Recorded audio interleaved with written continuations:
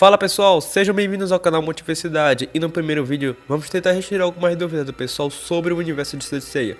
Então escolhemos as melhores perguntas para responder. A primeira pergunta foi enviada por Luiz Henrique e ele diz: o que é o hipermito? Pois bem, o hipermito foi publicado em algumas páginas de um guia com diversas informações de Saint Seiya. Este guia se chama Cosmo Especial.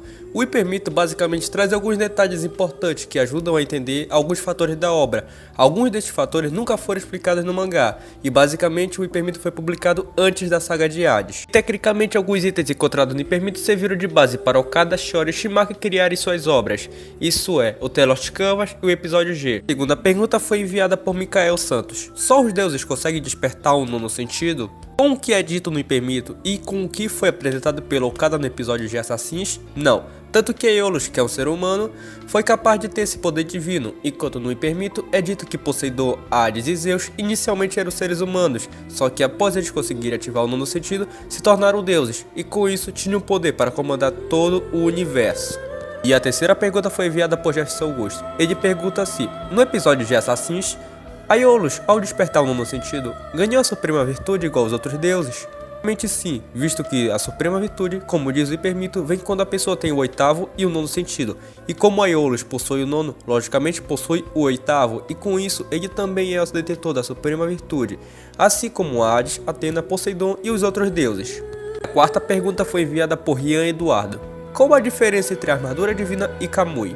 Não tem como dizer, visto que as Kamuis nunca apareceram em toda a franquia, apenas foram citadas no hipermito e por Hypnos na saga de Hades. Basicamente, a Kamui é uma armadura originária dos 12 deuses olimpianos, como Hades, Poseidon, Zeus, Atena e dentre outros. A Kamui tem um poder totalmente desconhecido. Um único deus como a Kamui teria o poder para derrotar todos os marinas, espectros e cavaleiros de ouro com extrema facilidade.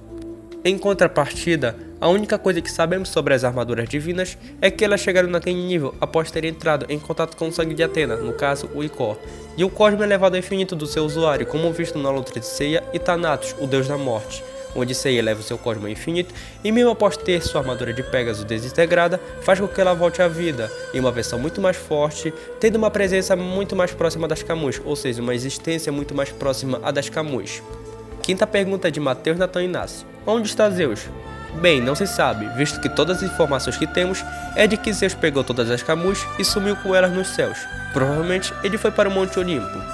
E a sexta pergunta é de Arthur Souza. Se o oitavo sentido é despertado quando você morre, ao despertá-lo enquanto vivo, além de enganar a morte, é muito provável um certo upgrade de poder. Para que ele serviria? Substituir os outros sentidos? Quais os outros possíveis efeitos? Infelizmente não se sabe se possui outros efeitos, o único efeito que podemos dizer foram esses que você citou, e a capacidade de continuar lutando mesmo quando morto, como visto nos finais de The Lost Canvas e no Muro das Lamentações do clássico, onde todos os cavaleiros mortos voltaram para ajudar os demais. Vimos também que recentemente no Next Dimension, onde todos os cavaleiros atravessaram o tempo e espaço para salvar Atena. E agora temos uma sequência com 3 perguntas de Armindo Souza, então vamos responder todas elas. E a sétima e primeira pergunta de Armindo Souza é: os bronzes dominam ou não o sétimo sentido? Como você não especificou se era clássico ou episódio G, iremos considerar como clássico. Essa não vou conseguir te responder com tanta exatidão, visto que isso é uma grande incógnita. Eles aparentemente não têm, ou pelo menos não demonstram isso, visto que os mesmos tinham dificuldade para acompanhar os golpes na velocidade da luz, sendo que o próprio Ikki na saga do Submundo era capaz de dar Koyakus, que era bem mais rápido que a luz. Sendo que o próprio Ikki, na saga do Next Dimension, estava tendo dificuldade e mal conseguia acompanhar os movimentos de Caim de Gêmeos, sendo que o próprio Cavaleiro de Ouro estava lutando na velocidade da luz. E a oitava e segunda pergunta de Armindo Souza é: eles estão no nível dos Cavaleiros de Ouro ou seu nível de poder estaria entre os pratas e os dourados?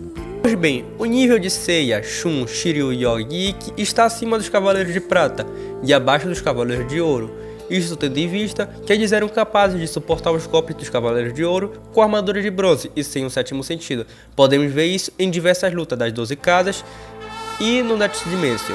E a nona e última pergunta de Armindo Souza é: as altíssimas velocidades dos Cavaleiros de Ouro são apenas para combate ou eles podem utilizá-las como bem entender, tipo o Flash? Igual o Flash não, mas eles se movem totalmente na velocidade da luz, ou acima, tanto para a viagem quanto para a luta. Muitos acham que os cavaleiros apenas lutam na velocidade da luz, mas isso é errado, visto que no episódio de Assassins, Dodge se movia na velocidade da luz para fazer compras e o Xion saía do santuário para treinar o Mu e voltava. Isso tudo na velocidade da luz. Resumidamente, os cavaleiros não têm um domínio tão alto de sua velocidade como o Flash, já que a maioria não costuma gastar sua energia para realizar simples tarefas do dia a dia, como varrer a casa, fazer compras, essas coisas aí. E a 10ª e última pergunta é de Henrique Carter. Shun de Virgem chegou em qual nível no episódio de Assassins? Não tem como saber, visto que ele nem lutou direito, mas ele derrotou com muita facilidade um deus. Nada além disto, Shun provavelmente é nível mais alto que um Cavaleiro de Ouro pode alcançar. Isto devido à sua experiência e cosmo gigantesco. Lembre-se, Shun quando criança, com menos da metade de seu poder, já era capaz de destruir as camadas marinas, que são comparadas às armaduras de ouro. No episódio de Assassins, se passa mais de 9 anos depois da saga de Hades. Então, Shun acumulou muita experiência, muito cosmo e muito poder. Chegamos ao fim do vídeo, se você gostou, clique no gostei e se inscreva no canal para receber mais informações. Eu fico por aqui e até a próxima.